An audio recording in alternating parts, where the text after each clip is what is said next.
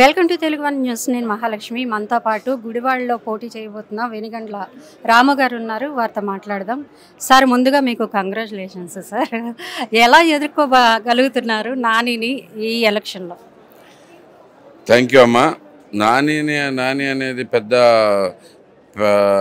మీకు అందరికీ పెద్ద పదమేమో కానీ మాకు గుడివాడలో ఆల్రెడీ అత్యంత చీదరగా అంటే అత్యంత చిరాగ్గా చూసే పదం మాకు. సో కొడాలి నాని అనేది నానీలు చాలామంది ఉన్నారు, దాంట్లో మరి అనవసరాన్ని అప్సెట్ అవుతారేమో కానీ దీనిలోకి. సో చాలా అతను ఏమీ చేయడు అనేది ప్రజలందరికీ అర్థమైపోయింది. ఎందుకంటే ఇంతకుముందు 3 ఏళ్ల పాటు ప్రజలు మభ్యపెట్టాడు 3 సార్లు. ఏంటంటే నేను ప్రతిపక్షంలో ఉన్నాను, ఏం చేయలేకపోతున్నాను అని. సో ఈసారి మంత్రిగా ఉన్నా కానీ 3 ఏళ్ళు మంత్రిగా ఉన్నా కానీ ఏమీ చేయకుండా కూర్చున్నాడంటే అతని వ్యక్తిత్వం అలాంటిది. ఎందుకంటే జస్ట్ రోజు లేవటం, ఏదో గాలి తిరగటం, పడుకుంటాం లాగా ఉంటుంది. సో అతను అంతకు మించి చేయగలిగింది ఏం లేదు, అతనికి చేత కాదు ఏమి.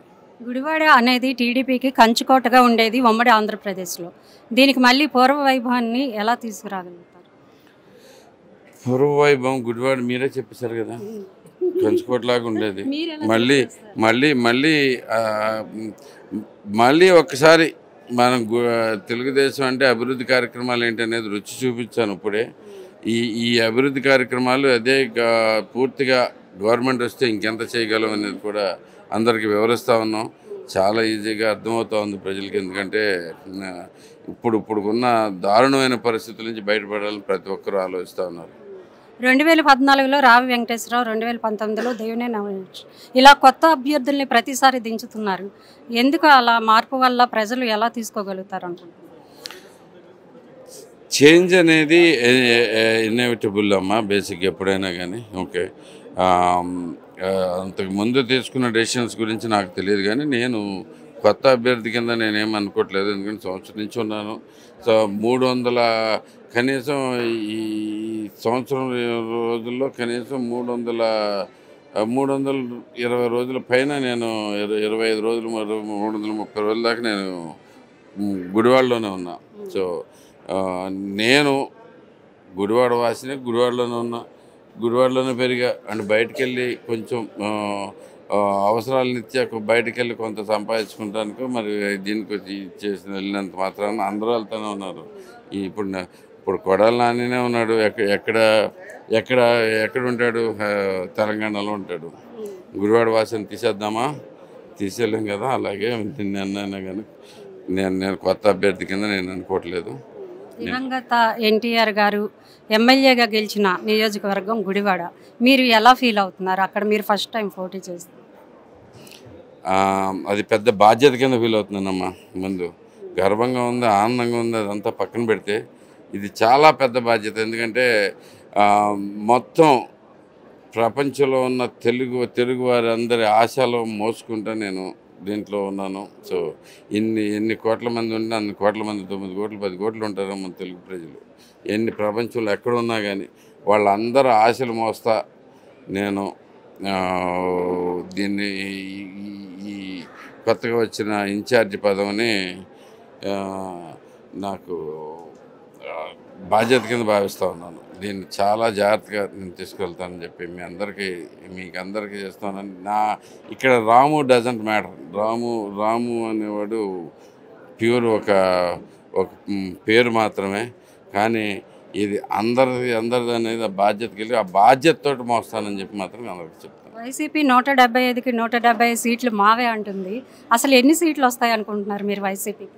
అదే చెప్పాను కదమ్మా, గాలి కబుర్లు వాళ్ళందరూ అక్కడే చేరారు. ఏం చేస్తాం, బేసికెళ్ళి వాళ్ళు అనుకోవడానికి ఏం లేదు. నోటికి వచ్చినట్టు మాట్లాడతాం కదా. ఇప్పుడు మా ఎమ్మెల్యే రోడ్లన్నీ బాగున్నాయి అంటాడు. ఓకే, పంటలు ఏమి ఎక్కడ మునిగిపోలేదు, పొలాలు ఏమంటాడు. మీరే అసలు గుడివాడ అంతా చాలా అద్భుతంగా ఉంది. ఇంత మొన్న మధ్య ఒకసారి చెప్పాడు అనమాట, గుడివాడ అభివృద్ధిని చూసి ఓర్చుకోలేక వీళ్ళంతా అవుతున్నాను అంటే చెప్పడానికి సిగ్గు కూడా పడతాం మానేస్తున్నారు. కొడాలి నాని అనేటువంటి వ్యక్తి తారక్ అంటే జూనియర్ ఎన్టీఆర్ క్రేజ్ని వాడుకుంటూ ఉంటారు అప్పుడప్పుడు. అయితే ఆయన అభిమానులు కూడా నానికి ఉన్నారు అని అనుకుంటారు. ఎన్టీఆర్ అభిమానులు నాని వైపు ఉంటారని. ఆ క్రేజ్ని టీడీపీ ఎందుకు వాడుకోలేకపోతుంది? నాని వెనక అభిమానులు ఉన్నారనేది చాలా తప్పుడు మాట అమ్మా. బేసికలీ అది చాలా అంటే మామూలుగా ప్రజలందరూ అనుకునేది మీలాగా కొంతమంది అనుకునేది తప్పితే రియల్గా అభిమానులు అందరూ తెలుసు ఏమవుతుంది అక్కడ అనేది. ఎన్టీ రామారావు ఎందుకు వ్యతిరేకిస్తున్నాడు నాని అనేది, జూనియర్ ఎన్టీఆర్ తాతగారు వారసుడి కింద గట్టిగా స్ట్రాంగ్గానే ఉన్నాడు మరి నాకు తెలిసినంత వరకు. ఓకే, ఈ ఫ్యాన్స్ కూడా ఎవరూ తనతోటి తోడలేరు. వీళ్ళిద్దరికీ సరిగ్గా ఉందని మాత్రం నేను ఏమాత్రం అనుకోవట్లేదు. విజనరీ 2047 ఎలా ఉండబోతుంది? 2047 విజనరీ అసలు తలుచుకుంటేనే ఆనందంగా ఉంది. చంద్రబాబు గారు ఒకసారి వివరించారు అసలు ఇదేంటంటే 2047లో జాబ్స్ ఎలా ఉండబోతున్నాయి, ఆ జాబ్స్కి మనం ఎలా ప్రిపేర్ అవ్వాలి ఇప్పుడు అనే దాని మీద వివరించారమ్మా. మీకు త్వరలో వివరిస్తారు. అది పూర్తిగా అయిపోయిన తర్వాత అది ఒళ్ళో జలధరించేది. ఆయన అనుకున్నది చేస్తానికి స్టార్ట్ చేసి వదిలేస్తాడు అంతే. ఆయన మీరు ఇక్కడ చూసినా కానీ మీరు చూస్తే 2004 కల్లా ఆయన అధికారం కోల్పోయాడు. కానీ ఆయన స్టార్ట్ చేసింది ఎంత పైకి వెళ్ళిపోయిందో చూసారా, ఆయన చేతిలో లేకపోయినా ఆ విజన్ స్టార్ట్ చేసి దాన్ని జస్ట్ మిగతా వాళ్ళు వచ్చిన కొంచెం దాన్ని అలా తీసుకెళ్తాం. ఇంకా వాళ్ళు చేయాల్సిన పని కూడా ఏముండదు. అంత బాగా అంత గొప్పగా వివరిస్తారు. మీకు త్వరలో తెలుస్తుంది. I will be very happy. 2024 elections ఎలా ప్రిపేర్ అవుతున్నారు? It's going to be battle. Okay, ఆబ్వియస్గా నేను అనుకునేది ప్రతి ఓటు ప్రతి మనిషి బాధపడుతూనే ఉన్నాడు. ఎందుకంటే ఈ ప్రభుత్వంతో కానీ ఈ ప్రభుత్వం కంటే కూడా ఇంకా కొడాలి నానితో కానీ ప్రస్తుతం మా ఎమ్మెల్యేతో కానీ అందరూ ఇంకా బాధపడుతూనే ఉన్నారు. సో ప్రతి ఒక్కరిని వాళ్ళ బాధలు గుర్తించి మనం ముందుకు తీసుకుని వచ్చి, నా ఉద్దేశం అయితే కనుక ఎట్టి పరిస్థితుల్లోనూ తనకి డిపాజిట్ రాకుండా చూడాలనేది నా ఆశ. Thank you very much sir. Thank you.